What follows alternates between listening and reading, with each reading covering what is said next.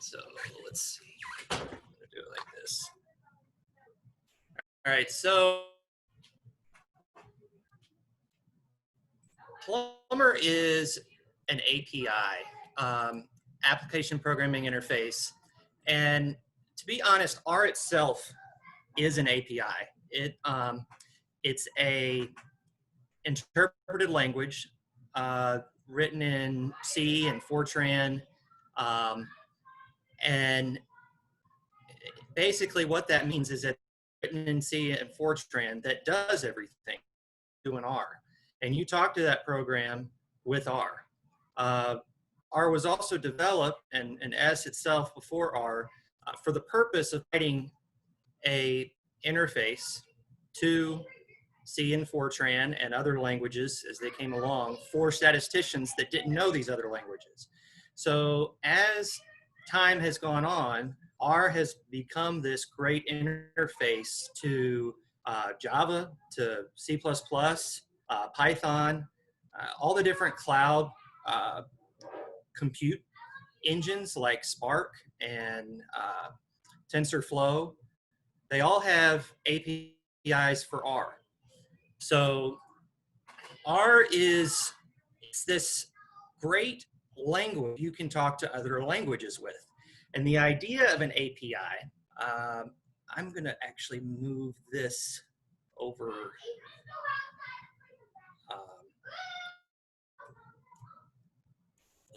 Let's see. I'm going to share the other screen. Let's see, figuring out what screen to share. Let's share that one instead. Okay.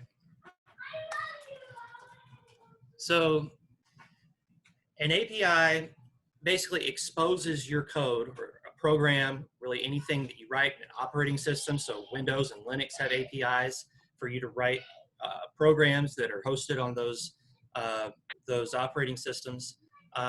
Plumber is an API for R. So you write a program in R, you don't have to worry about people complaining that you don't know Python or your program can't talk to an Angular app, or somebody wants to include your code in a mobile native instead of maybe just a mobile website.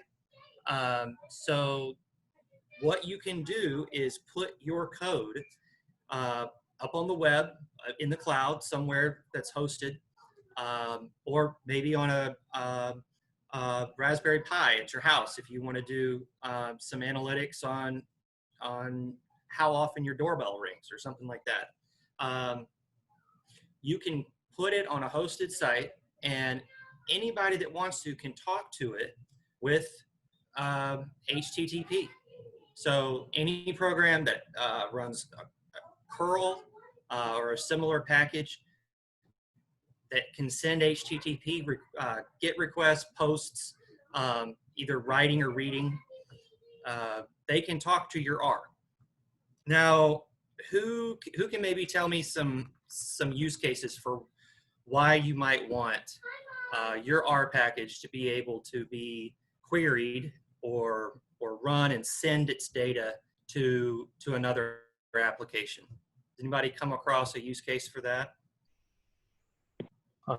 I'm thinking I have an time to event model that will predict when, how long before the event failed or the system fails. Right. I'm thinking if this model kind of sits in such a way that somebody can send in the inputs to the model, and right. you know the API would shoot back a time when this would fail. That's what I'm thinking.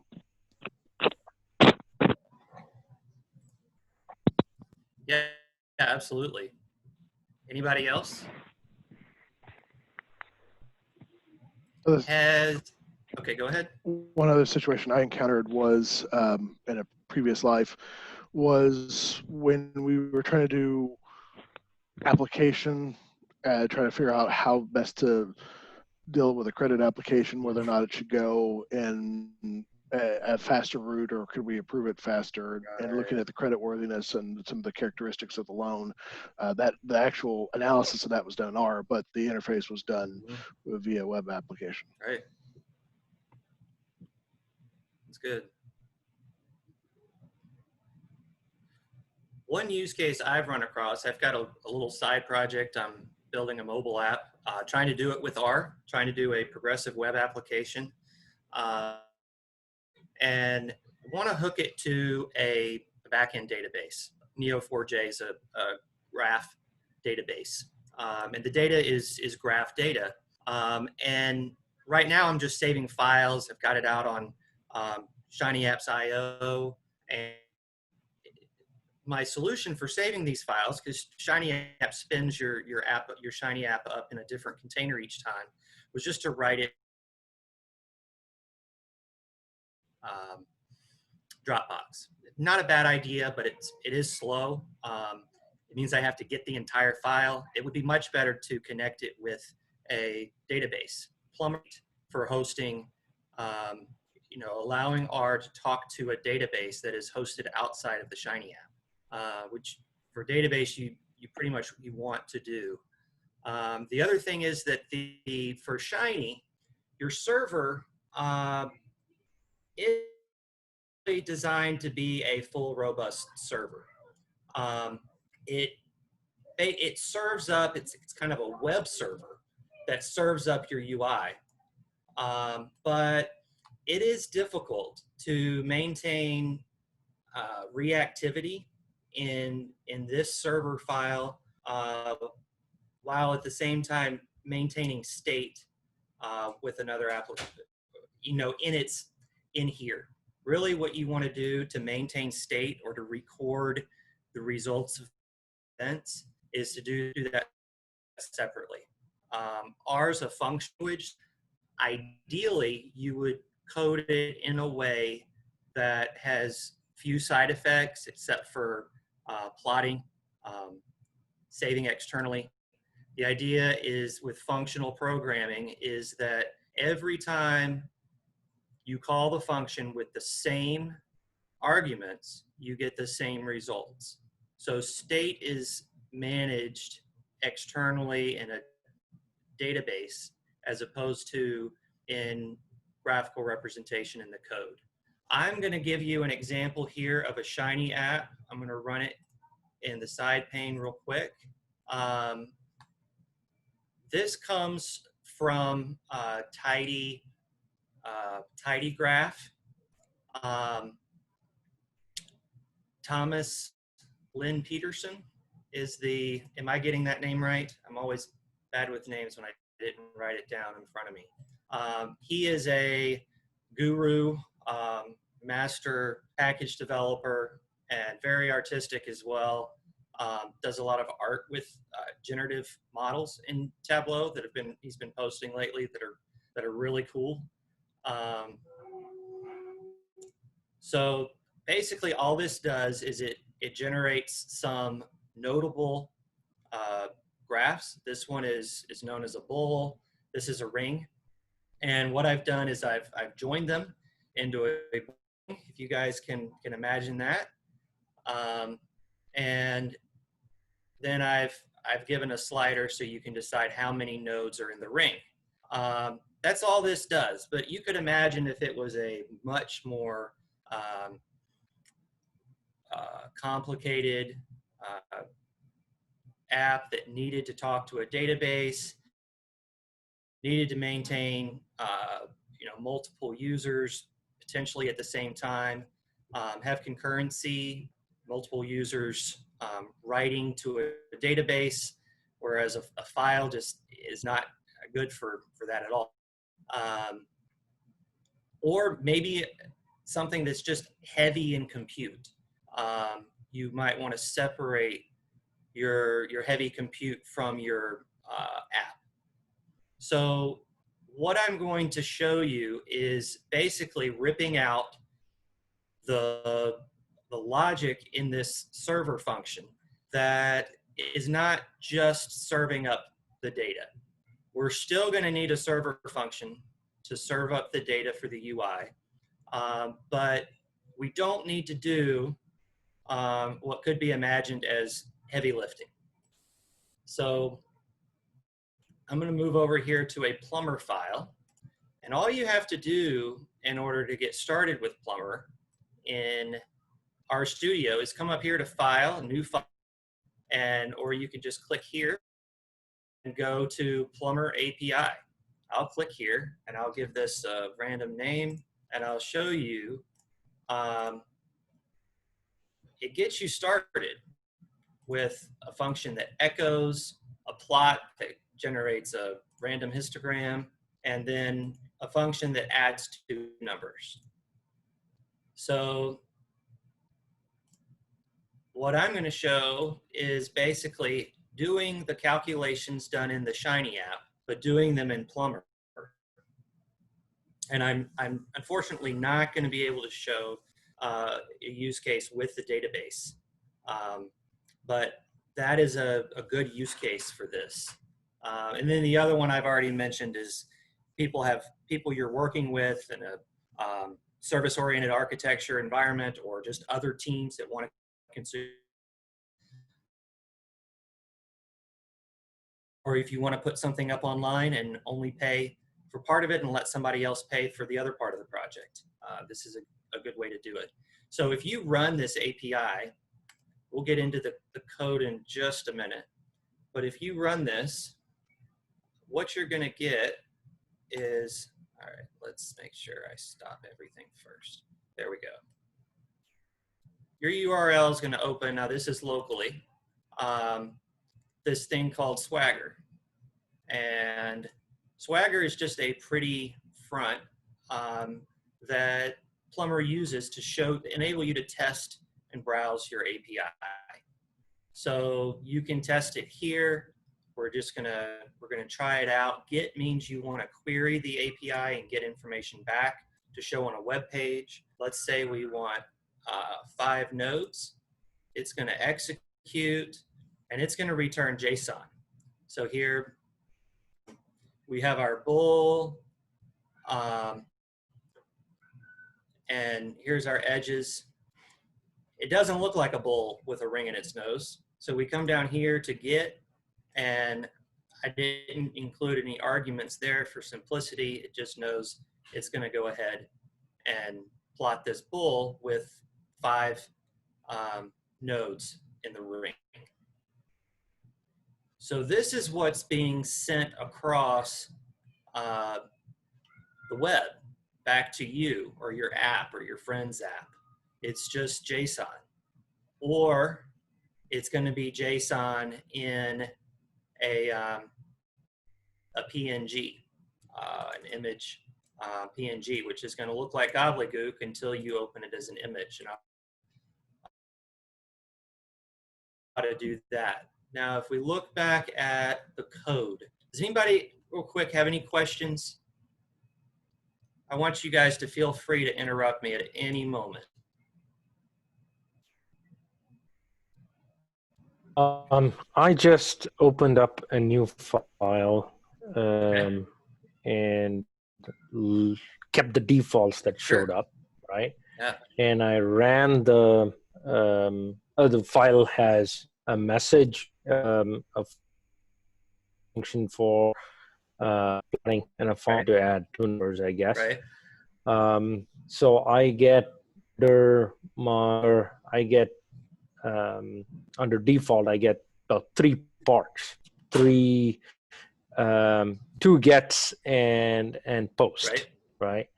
Whereas in your, if I can't remember what I saw on your screen, I was trying to multitask. Oh, okay. The number of gets. Okay. Here. So it's a string because Yes. What we type in is always a string. That is right. What you type in is always a string, and you're going to have to handle that. Okay. All right. That's right. That's my question. And the second part of the question is sure what post means. Okay. The difference between a get and a post. Yeah. So there's there's some good websites that explain what a REST API, full API is, and it's designed so that the developer has coded the expected functionality that anybody could expect interacting with a REST API for what kinds of errors you get, and then what the post or the get does. Those are the two functions you're going to use the most. Post means you're sending data to the API. Get means you're getting data back from the API. And if you guys have ever seen 404 not found, when you try to access a website, that means that your browser has sent a post or a GET request, and there's nothing to reply to it. So it's not found. What you'll end up getting a lot, and I'm still getting in a lot of cases, very unhelpful, is a 500 internal server error. It basically means that something has gone on that the programmer did not handle. So maybe you put in a number that has a star in it or an equals. You put something in as text, the API tried to turn into a number, but was unable to. And the programmer did not handle a nice message that comes back and says something other than 500 internal server error. So there's expected responses for different situations that make an API RESTful. And we won't get into that error handling today, but you're exactly right. If you get a number in this way as a character and add them together, it probably won't work. Now let's go back and see. Let me pull up RStudio again. See the as numeric? This. Otherwise, you'll get a 500 and your users won't know if your server crashed or if something else is going on. But it usually means programmer error. So you really, because everything is a character, you really have to might put in, or what their app might in weird cases give you, and ways to either handle those characters or return an informative error message or special characters, that kind of thing. Thank you. Are you using like just if-then statements for that, or how are you handling that? Is it like equivalent to try except in R? So you can do it right. Really, any way you would handle errors and messages in any other case, you can do here. The function will just return the message instead of the standard result.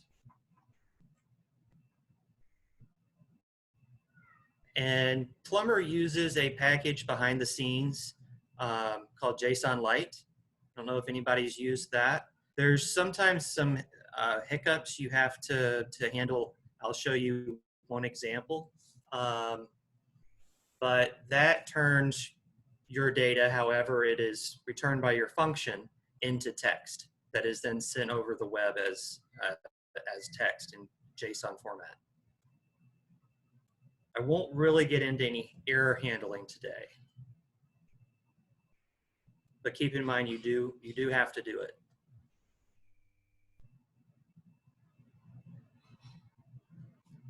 So if we go back to the Shiny, we had a function here that created a bull, and then it created a ring, and then it renders the plot by here or joining here, your bull and your ring together. And then it plots it using ggraph, which is like gggraph. So when I come over to Plumber, I'm going to define my functions first. And you would do this in Shiny as well. You might have another file, or you might do it above your server function if there's not that many of them. But here's a function just to create your bull ring. And I'm going to tell it how many nodes I want. I'm going to create the bull, and it's always going to have 5.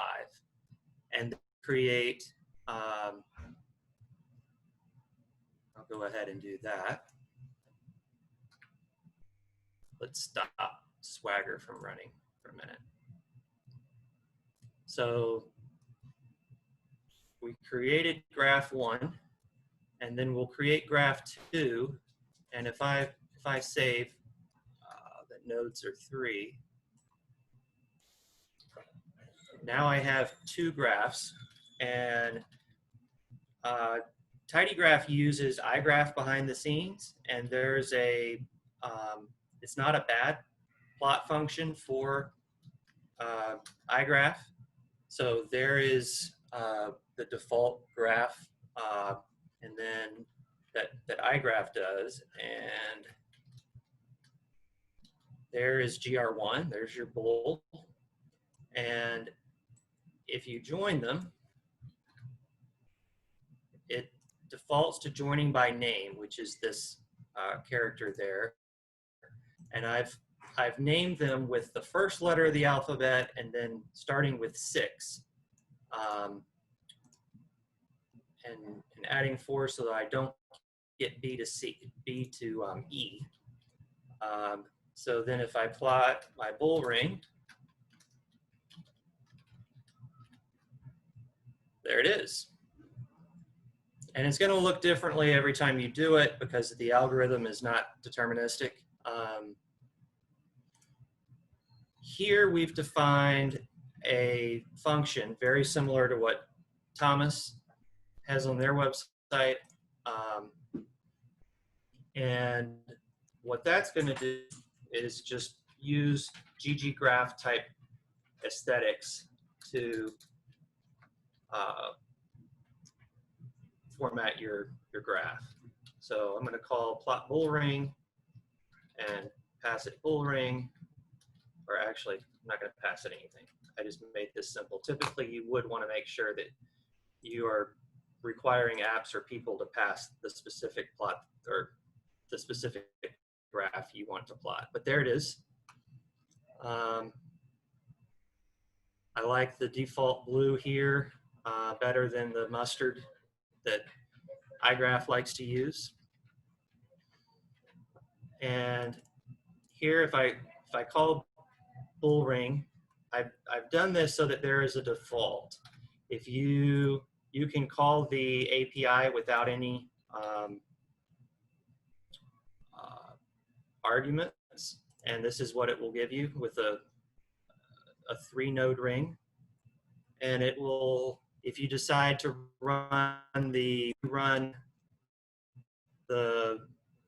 creating the bull ring, you'll get it with 3. If you run the first part of the API, then you'll get, when you plot it, you'll get whatever you just ran. So when we get into the API specific code, all we're doing is creating another function that calls your functions. So you still, whatever program or package or model you've written needs to be put inside an unnamed function that runs it. And you decide what the arguments are. You'll typically just use whatever the arguments for your functions are, but you can put a lot of them together. Say you have 3 functions with 5 different arguments. You can put all 5 arguments here and make sure that your functions run with the correct ones here. So this is, sometimes it's called decoration. You're using comments in a particular format that actually are not ignored like a normal comment. They mean something. So this is going to be your title, which I didn't change from the default. And then this is going to be the title of each section, or sometimes it's called an endpoint. Then you have to have a separate line for each parameters. So Plumber always uses this # or #*, depending on how old you are. And then either the title, all your parameters, and then the last one is going to be whether it's a get or a post, and there's a few other options, and then what the endpoint is. And it puts this on the end of the URL. So it's, you can also think of it as a namespace. You can think of it as a web page. You can think of it as an entity in your program, a class. But basically what it does is it tells your browser where to go and where to ask for things or tell the write data to the API. So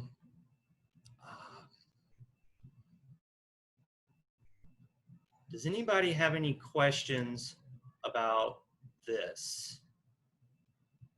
So it looks like the two functions that you have down here, these anonymous functions, those are going to be like wrappers That's right. around your core model code. That's right. The internal functions that you want to. That's right.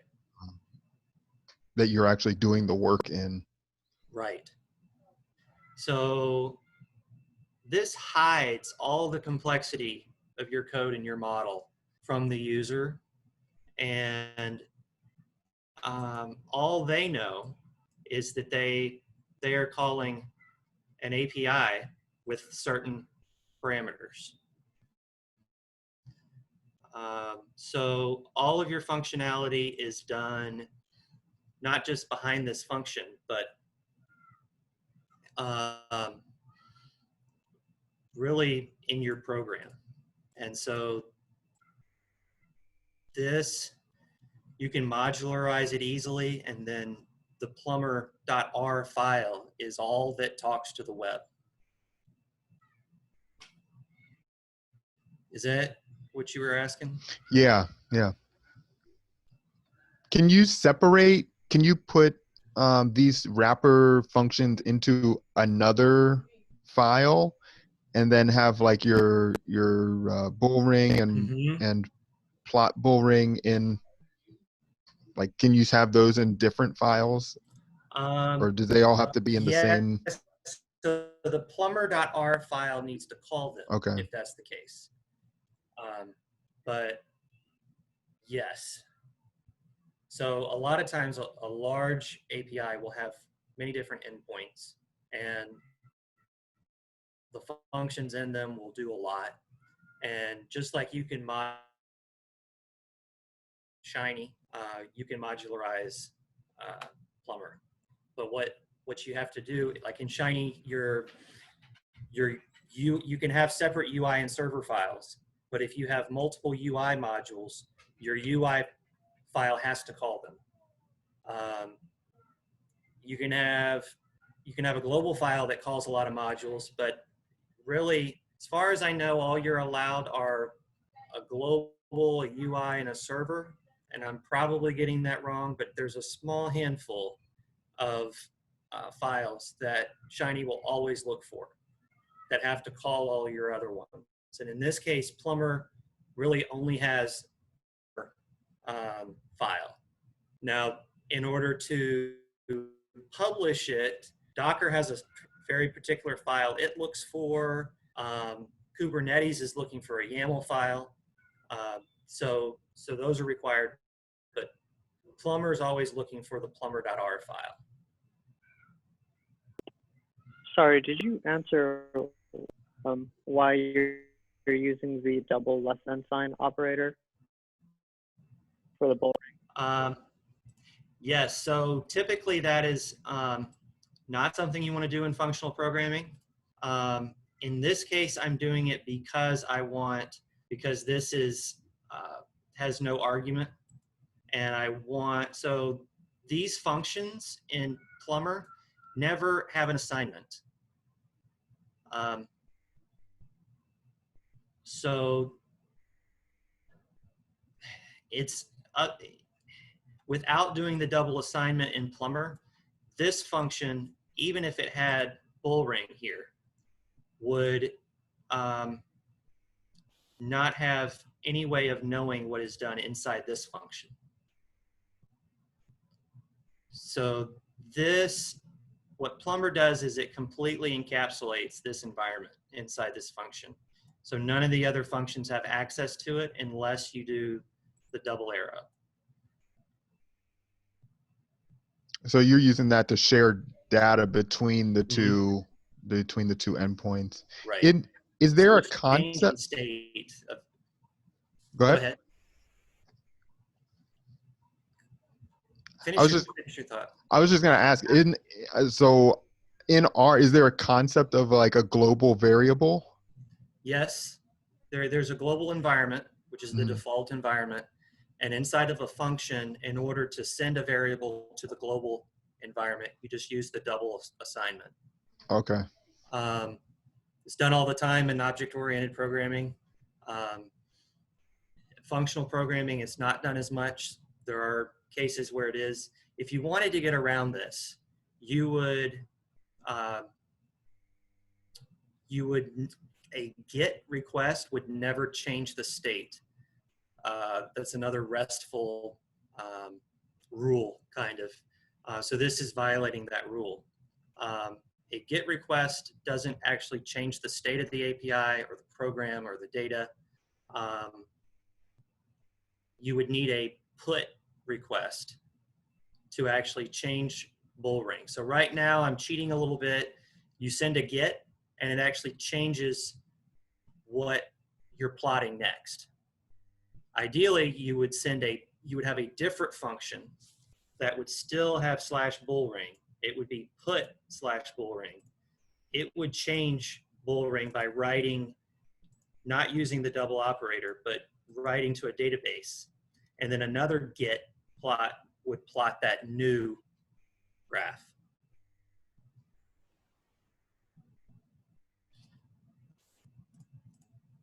The nice thing is if you're not creating the more robust you want your application to be and the nicer you want to be to your users, the more you'll follow the RESTful guidelines. But Plumber doesn't force you to do that.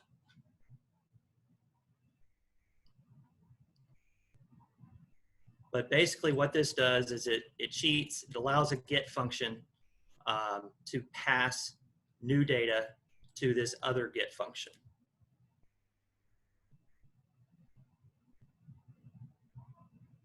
So that was a really good question. I wondered if anybody would catch that. I'm glad you did.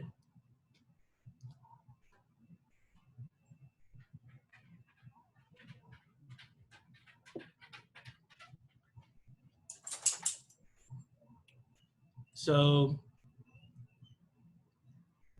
one of the complexities of Plumber, if I can continue, stop me again if anybody has questions, is that it has to be hosted somewhere. It defeats the purpose of hosting it locally because you could just put all this functionality in another file. You have to put it somewhere where a different server can call it, and the cloud is the obvious place.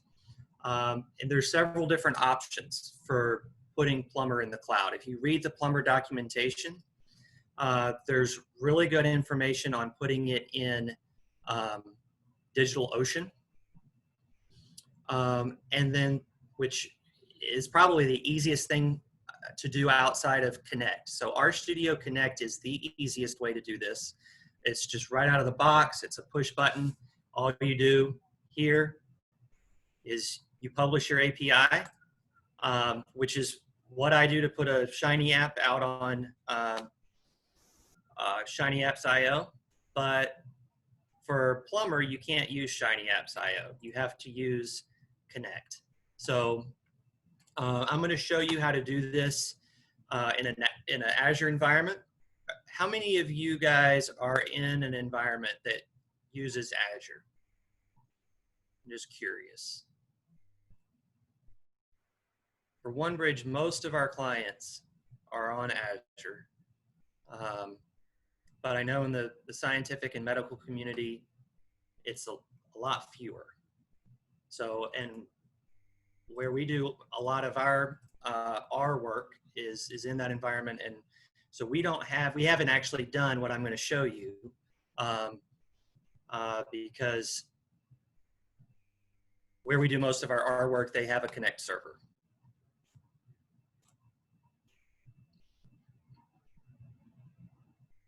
So Docker is a containerization technology. Are you guys familiar with Docker? Yeah, I've used Yeah, I it. use it for school. Okay. It's basically a mini VM, and somebody would shoot me for saying it's a mini VM, but that's the easiest way for somebody that hasn't heard of it to talk about it. And it's not one that you can log into and change a bunch of stuff. It's supposed to be immutable. You make changes locally and you publish a new one if you want to make changes. And it runs your application or a small part, a microservice of your application. In this case, we're going to put Plumber in Docker, and then we're going to put Docker on Azure Kubernetes services in a registry where it just sits not being used. It's where you can house all of your different images is what a Docker container is called. And then you can actually publish it from there into a service. So Azure Kubernetes services has two parts. One is a registry and the other is the actual service where it's live and people can query it. So a Docker file just has one line per command. So if your R command runs over, try to keep it on one line, or you can do this thing here to go on 2 lines, but I wouldn't recommend it because I ran into some issues I didn't expect when I did that. But there are different Docker templates, and this is the Docker template that has been defined for Plumber. That saves a lot of time. Plumber actually has quite a few dependencies, and Docker does as well. And curl, the technology that talks to Plumber, has a lot of dependencies, actual OS dependencies that you have to install. So if you use Plumber, or if you use this image, I didn't have to go back and install any applications, any libraries. Then this should look familiar to you guys. It's how you install packages from the command line if you don't want to open interactive R interface. And then this is just copying your files. In this case, we just have one file. You guys hear my dog? A little bit. Excited. A little bit? Loves R. Yeah. Really. So we're just making a directory called data. We're putting this one file into it. You can have 15 of these copy statements, putting different files into this directory. And then you're defining it as your working directory. We're going to expose this on the 8000 port.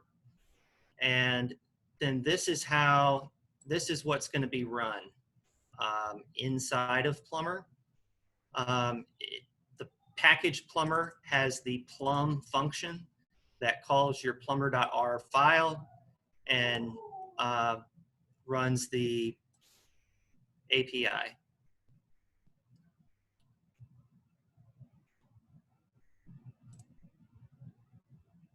So I won't go as much into detail in this YAML file. If you're not familiar with YAML, it's just a configuration file. I actually learned this for this talk.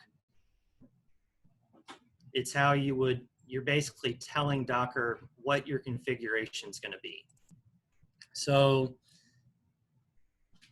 this is the script, and to cite my source, I want to show you guys, and you might want to go look here as well. There is a great article right out here. How to deploy a predictive service to Kubernetes with R and the Azure Containers package. So in this case, you're deploying a random forest that runs over the Boston data set. So this is the pattern that I used to do this, and was Can you able share to that link in the chat? Yes. Thank you. Yeah, absolutely.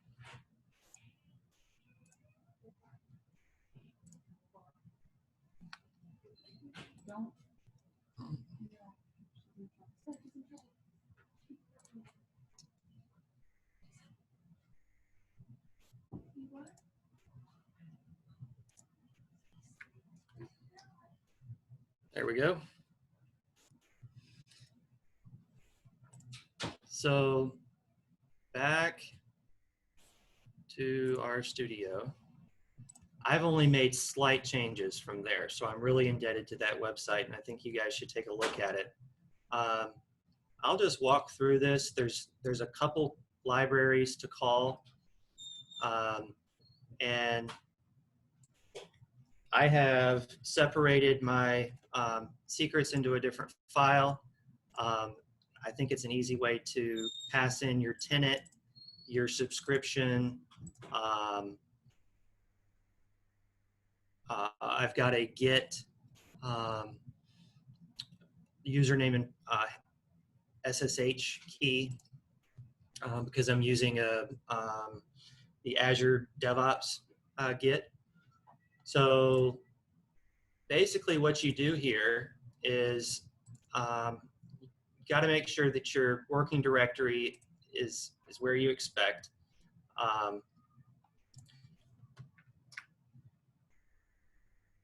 If you run that, you're going to get this pop-up that says that you logged in successfully. You have to have an Azure account. It might ask you to log in the first time if you haven't done that recently on your computer. And then you have this object, AZ, and first thing you'll notice is it is not tidy. This is the R6 type of object-oriented programming in R. I have not worked with it a lot. S3 is the most popular. S4 is used in some cases where you really want to lock down and control, create a lot of security over what your users can and cannot do. R6 is very much like other object-oriented languages where you have an object.method.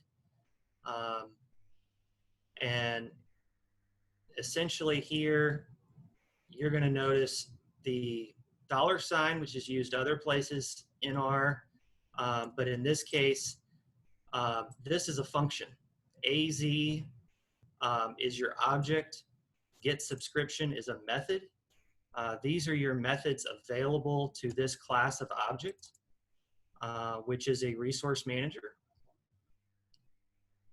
It gives you some information about that. Now, if I run this next line, I now have sub, which identifies my subscription, and it's got my secret there, which now everybody has. That is because I can change it. But now you have a lot more methods available.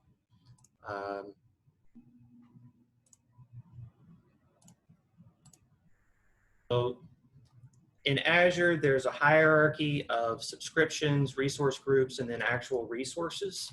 So here I'm defining a resource group. Here, this is your registry that is going to save your containers until you need them. Not running, just saving them as images. So you can create or you can get one that's already been created. I've already created this one. You're going to actually build your Docker container local that to have Docker installed on your machine in the first time 15 minutes. Yeah. No.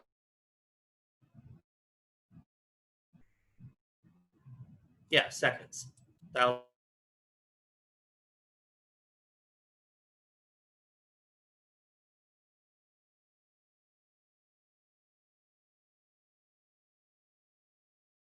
minutes to run. But now if I run, if I made a change, it would take more. If I had added a like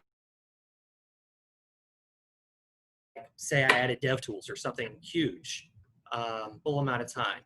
So what it does the first time is it actually installs Linux, it installs R, it installs the libraries you asked for, it installs the dependencies. It does quite a bit. So then here you are grabbing your registry or identifying your registry and you're pushing your image here to your registry. And if you made changes, it might take us a little bit longer, but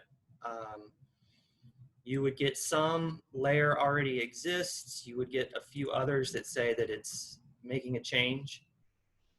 And then here you can create your, I've commented this out, but if you have not already created your resource out in Azure to run your API, you can do that here from R.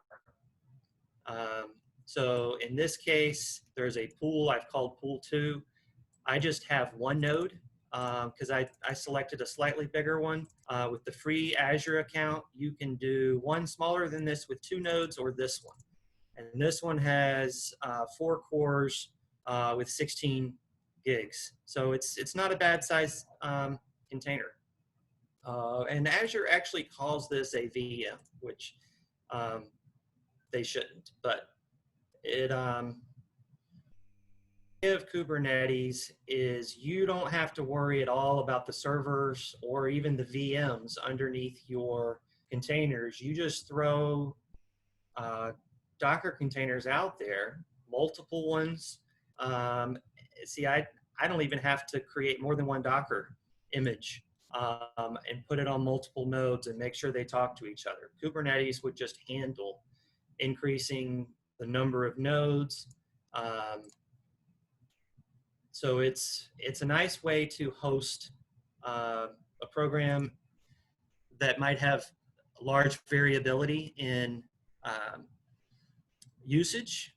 The nice thing about RStudio Connect is it will scale up and scale down for you. Kubernetes requires some extra attention. So I'm going to comment that back out again.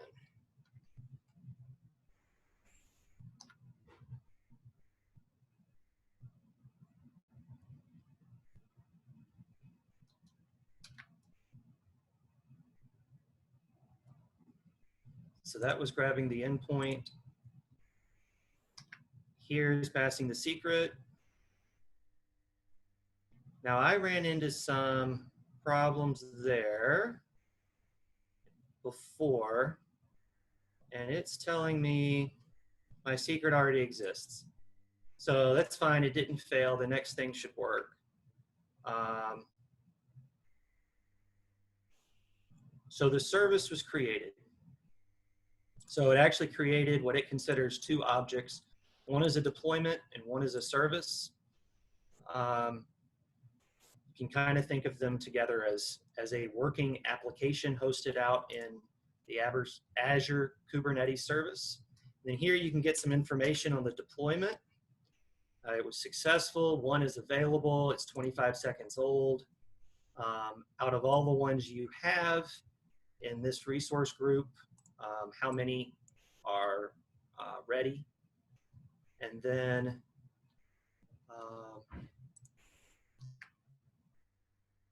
this gives you an IP address. So sometimes you have to wait a little bit for the external IP to show up. I'm going to move on to the next one and come back and make sure it's there, because it's going to be important for the next step, which is telling your Shiny app to talk to your API instead of doing everything locally. Does anybody have any questions about this? No, I didn't. This is very interesting, the way to like kind of use the Azure Kubernetes system to deploy, because I had not, that's always been a sticking point for me with both Shiny applications and Plumber APIs when thinking about like where are you going to go host these things, Right. you know? 'Cause a lot of times I don't want to maintain the systems myself. Exactly. Exactly.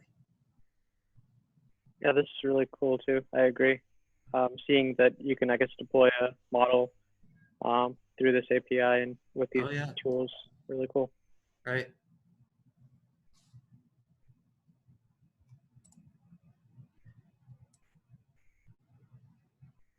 So the main difference now with whatever app you're writing is that you have to use some way of talking over the internet. And curl is the way to do it from Linux. HTTR is a tidyverse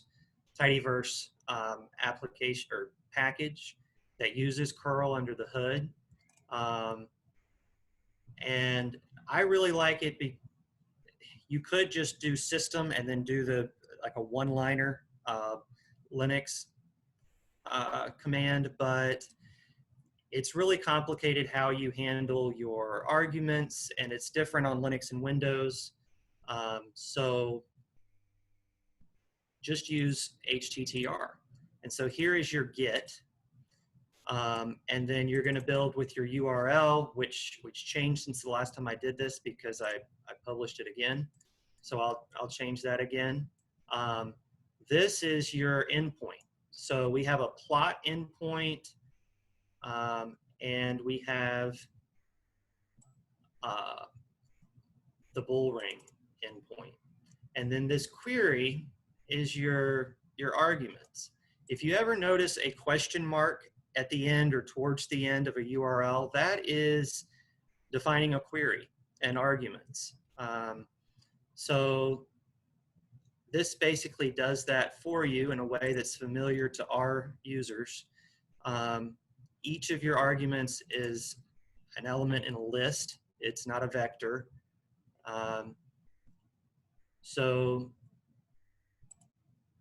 you do have to change if you try to pass an integer, it's not going to like it. So you have to make it your arguments all have to be characters. Let's see if I got yep, here's my external IP address. If you guys wanted, you could bang it with a ton of traffic and bring it down, but wait until later to do that. You said it had 16 gigs of memory, right? That's right. Might take a little bit of traffic. Right. And this needs to be a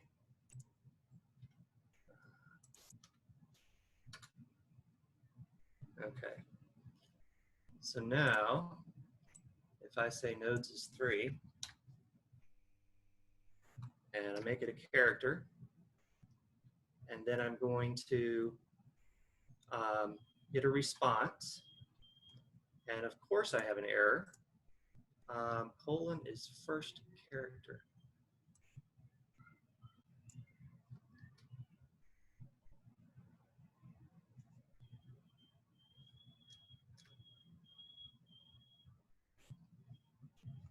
Let's see if this whole thing runs now. It does, but nothing's showing, unfortunately. This worked fine just a little while ago. Timeout was reached, connection. So it did not reach the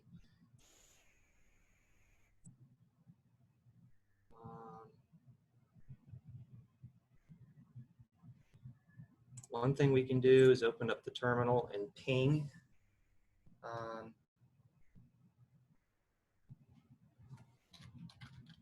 the IP address. So that is working.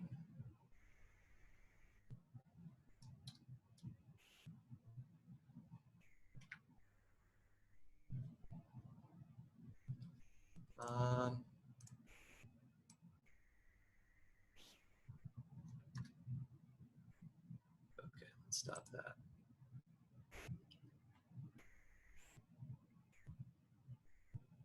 That is exactly what I wanted to send it.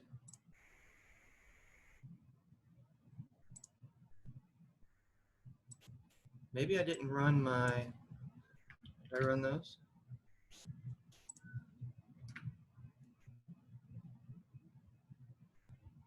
That had the wrong URL in it. Let's go back. And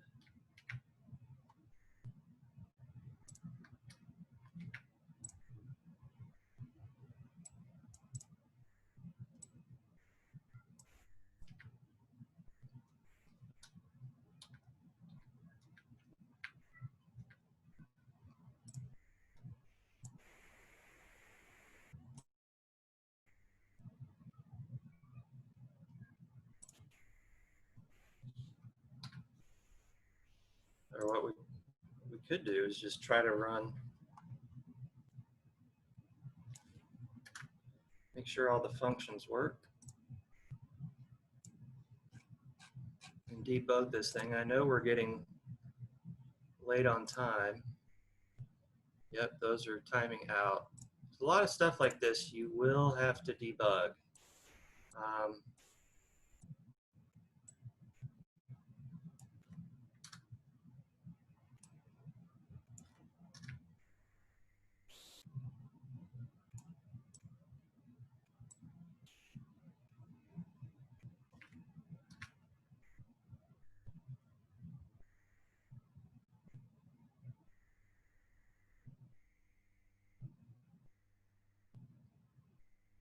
Well, darn.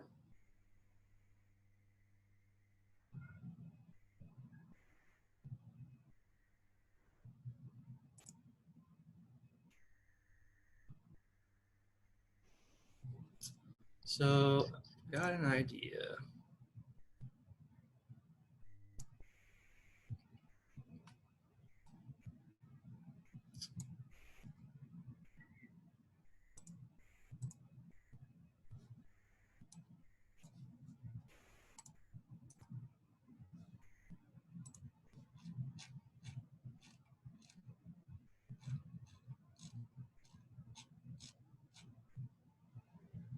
Just out of curiosity, if you go to the URL, does it give you back the Swagger? It does not. Oh, okay. And it should, but for some reason, and that's a question I have. I'm not sure why it doesn't.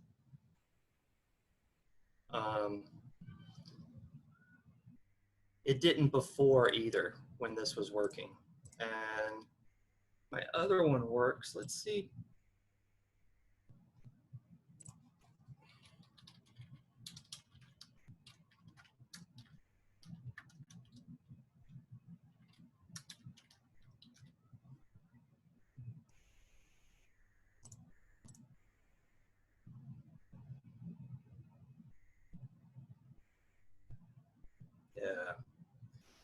Okay. I will give you guys this code in case you want to debug it. But let me just walk you through real quick what it does conceptually. This pulls back that JSON I showed you.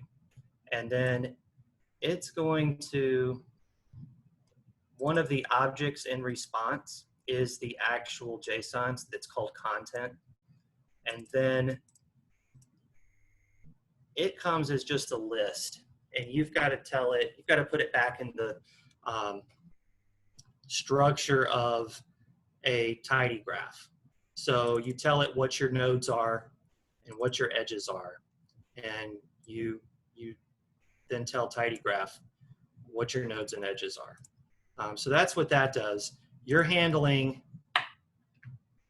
the JSON as it is, turning it into a graph, and then plotting it in Shiny. And you're going to pass that to Shiny. The other thing you can do is just get your image from your URL. Your API has already created a plot for it. So here you are just getting that plot. And so the cool thing I could show you if this was working is that those are going to look exactly the same in Shiny. You curl to get your nodes based on your slider. That gives you bull ring. Then you can plot that, or you can grab your image. And to grab an image, you just the PNG function I found is the most straightforward and readable way to do this. You actually write it to a temporary file, and then you plot that that particular file with render image pulls that file. Render image doesn't want to render text. So you have to actually turn the text into PNG before rendering it. But this particular Shiny app would show you both, and they look the same. Hey Bill, when I was just Googling this timeout error, one of the places it mentioned that's, I don't know if there's any proxy or something you need to set, like HTTP proxy or anything like that.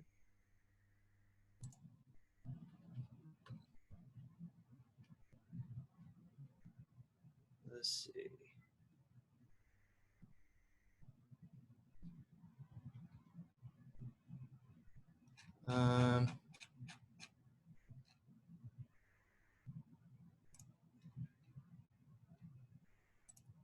So when I ran this,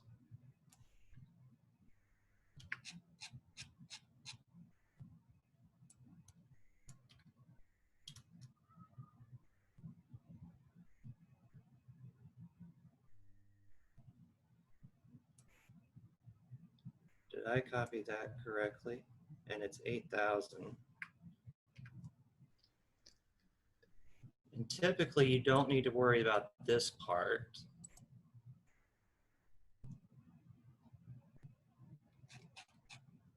Back up here.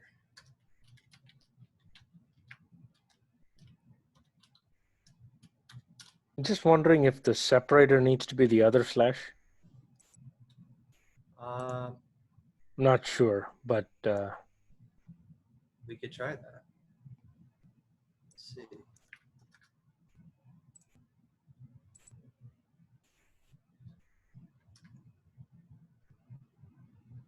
Curl fetch memory, colon is first character.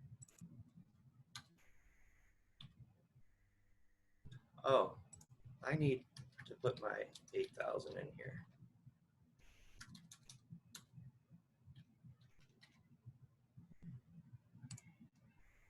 And this needs to be, this isn't encrypted, there's no S there. Unless, yeah, no.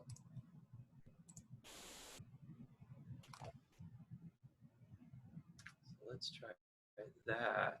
I think R handles that slash. Yeah, it needs to be like double or triple.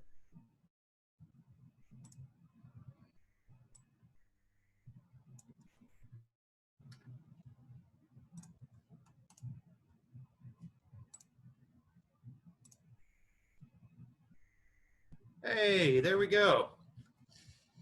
That was it.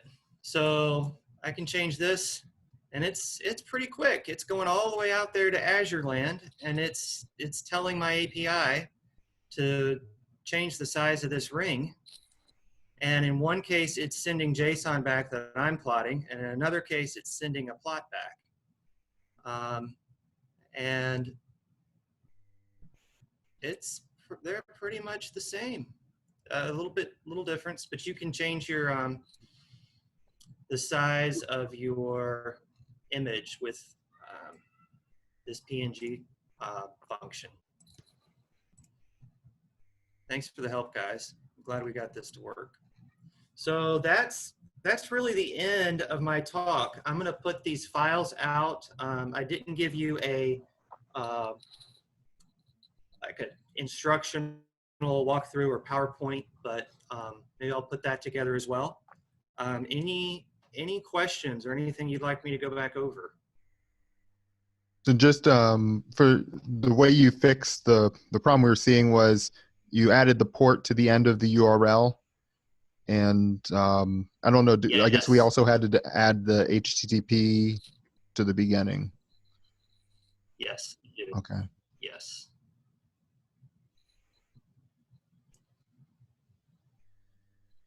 Oh, this was very. That's right. Yeah, this was very informative. Thanks, Bill.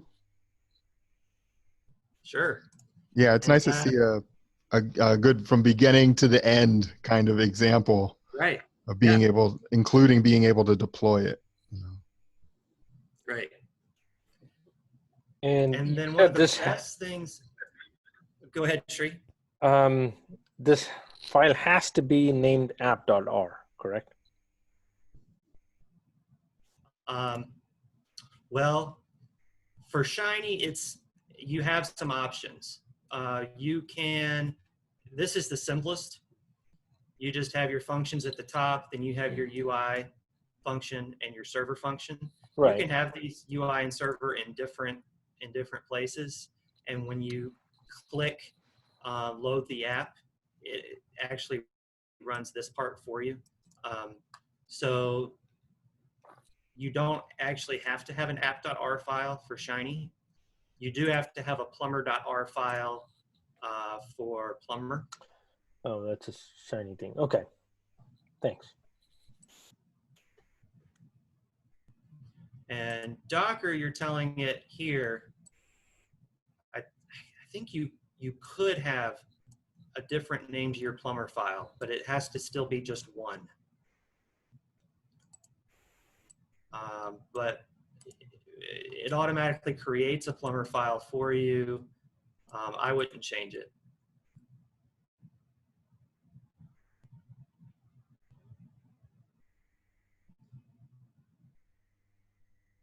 Any other questions, guys?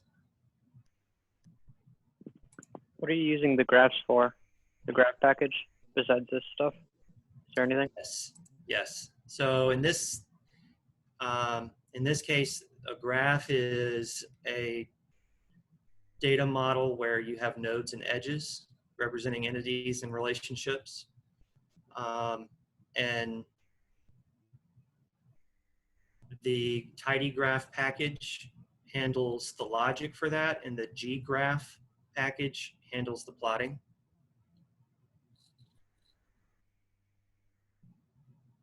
Yes, I just meant like use cases. Sorry? Sorry, I just meant like I thought you were using it professionally in the work environment. Oh, yes. There's a variety of use cases for graphical models. They're used a whole lot for fraud detection, anomaly detection, any kind of social networking. CRM technologies, if you want to have a map of your customers and who knows each other and who has influence on each other, you can do it that way. If you want to track the spread of a virus, that's often done with graphical models. If you're more interested in the links between entities than in aggregating properties of your entities, then a graphical model is better than like a tabular structure. So the nice thing about Tidy Graph is it makes your data object, instead of it being one tibble like most Tidyverse packages do, it makes it two tibbles in a list, and one defines your nodes and the other defines your edges, just where the first two columns are your start and end point for your edge. So there's social networking is really the one that a lot of people can wrap their minds around a graph being used for. It's used for master data management, which is a use case I haven't used it for yet, but I'm really curious about. I was just finding that out this week that it's used a lot for that. Andrew, you might be interested in that. Maybe we can talk later. There's a lot of really interesting use cases for graphical data. You can tell how far apart two points are.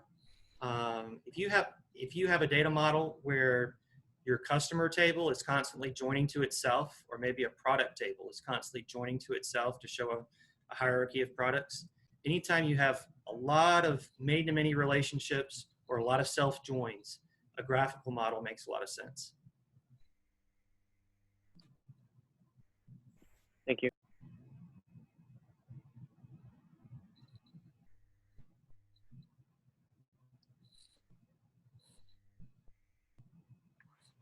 And Will, if you send the link to this, I can put it on the IndyUseR GitHub page. Sure. Absolutely.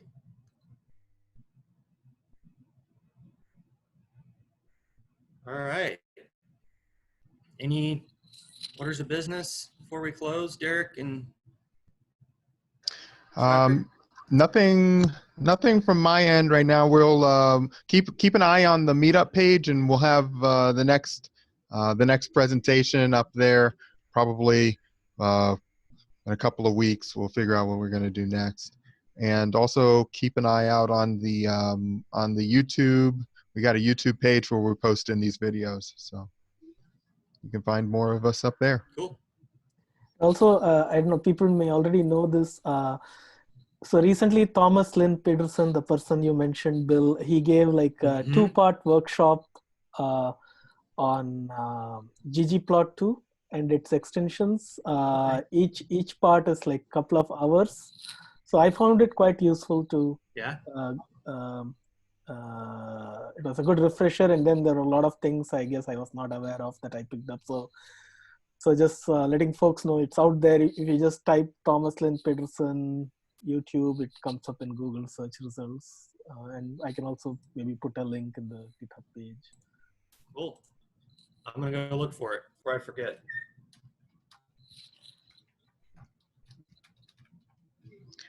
And also want to thank OneBridge for helping to sponsor the Meetup and stuff. When we do meet in person, we meet at OneBridge. So. Yes. Yes. Hopefully sometime soon we'll be able to meet in person. We don't know that. Yeah, I know. Yeah. We'll see. Great.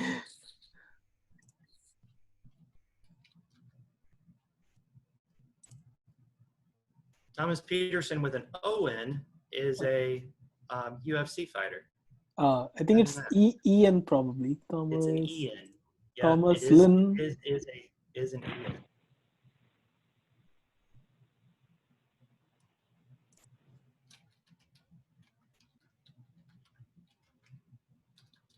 Yep, that's the one. ggplot2.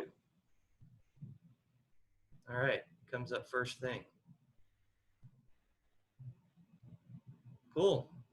Yep, that's the one. Yep. Thanks, Shocker. All right, guys. Have a good night. Great. All Thanks. right. Thank you, folks. Thank you Thanks, for Bill. presenting. Thanks, everybody. All right. Yep. Bye. See you guys next time. See Take ya. care. Thanks.